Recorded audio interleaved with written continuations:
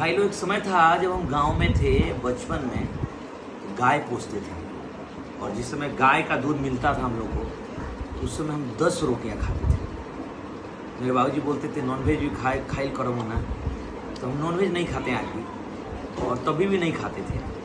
10 रोटी खाते थे। आज मात्र 1 से 2 रोटी इतना चावल खा पाते हैं। तो समय समय की बात है, उम्र उम्र की बात है।